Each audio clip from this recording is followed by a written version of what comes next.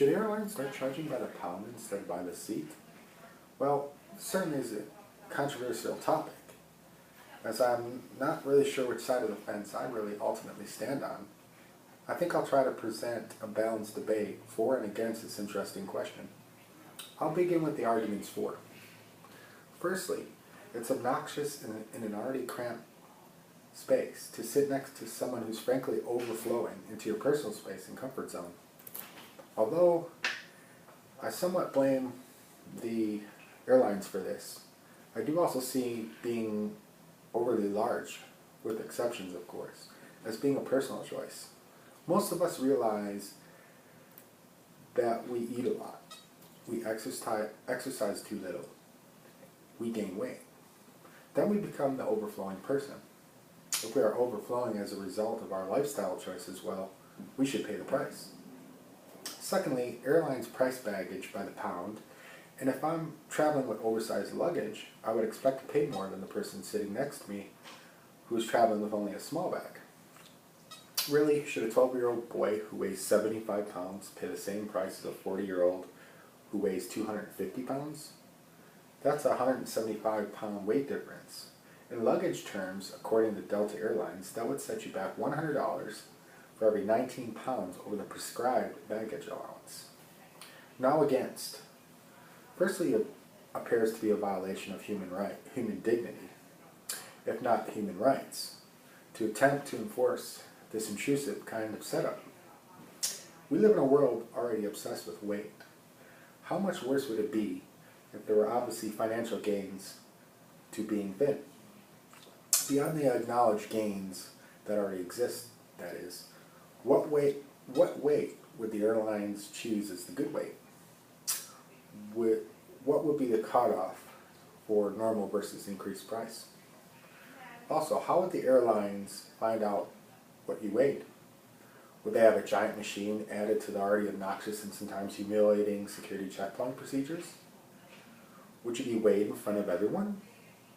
Your girlfriend, your boyfriend, your family or friends? Strangers?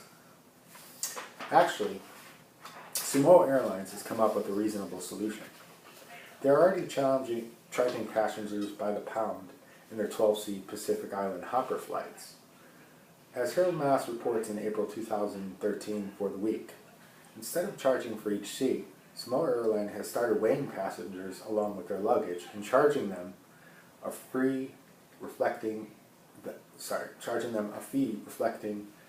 the total depending on the length of the flight. Weighing people along with luggage, then charging for the overall total certainly helps.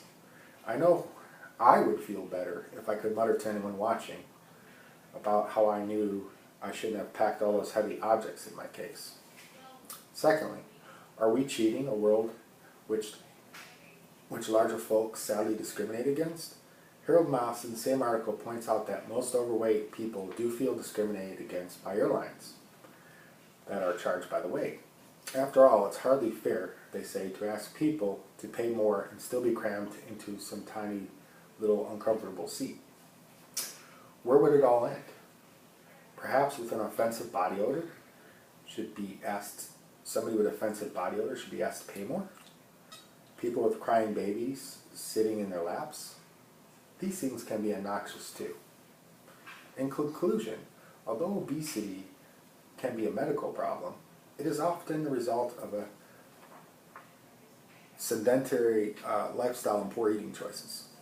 Therefore, should all travelers have to suffer because of the personal choices of others? Should the airlines themselves have to suffer and use more fuel? Ultimately, driving prices way up, just because of the choices someone has made. However, should people be singled out and made to suffer too because of the way they look? Are they not often feeling unhappy and uncomfortable anyway? Why make things worse for them? There is no denying that this is a difficult issue. Presumably, if most airlines ever did adopt this policy, they would also need to charge pregnant women extra and families with babies on their laps. It would only be fair. I do not know what the answer is, while my logic suggests that weight is an issue for flying. vehicles and airlines should charge accordingly.